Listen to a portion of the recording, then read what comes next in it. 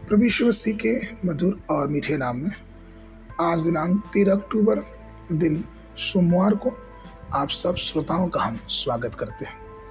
आज के दिन के लिए जो वचन है वो लिया गया है गलतियों की पुस्तक उसका 4 अध्याय 28 पद। हे भाइयों, हम इसहाक की नई प्रतिज्ञा की संतान हैं। प्रियो, आज का विषय है इसहाक। आज हम अपनी मुलाकात इसहाक से करेंगे, एक ऐसा मनुष्य जिसको ध्यानमग्न और शांत स्वभाव के व्यक्ति के रूप से जाना जाता है। इसहाक नाम का अर्थ होता है हंसी। जब अब्राहम 100 वर्ष का था और सारा 90 वर्ष की थी तब उसने इसहाक को जन्म दिया। उसके माता पिता और उसके परिवार को बहुत खुशी मिली।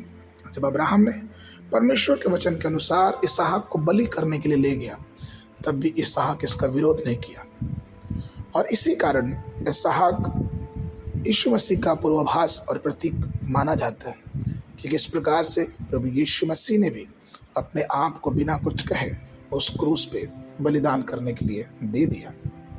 अब्राहम की जो यात्रा थी, जो जीवन था, वो एक परदेसी जीवन था, लेकिन फिर भी अब्राहम की आंखें उस अपनी आशीषों पे लगी थी जिस परमेश्वर के द्वारा उससे मिलने वाली थी। जब इसहाक 40 वर्ष का हुआ तो अब्राहम को चिंता हुई कि उसका विवाह कराए, और उसने अपने दास एलियाजर को बोला कि तुम जाओ और मेरे परिवार में से, मेरे कुटुंब में से इसके लिए एक स्त्री खोज के लेके आओ। एलियाजर और अब्राहम के द्वारा दी गई स्त्री को इसहाक ने अपनी पत्नी माना।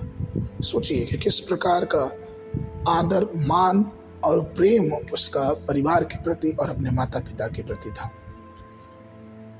क्योंकि उसे मालूम था कि ये संसारिक सुख अभिलाषाएं ये जाती रहेंगी, लेकिन जो प्रेम उसने अपने घर, अपने परमेश्वर से किया, उस प्रेम में वो और भी आगे बढ़ने वाला हो सकेगा।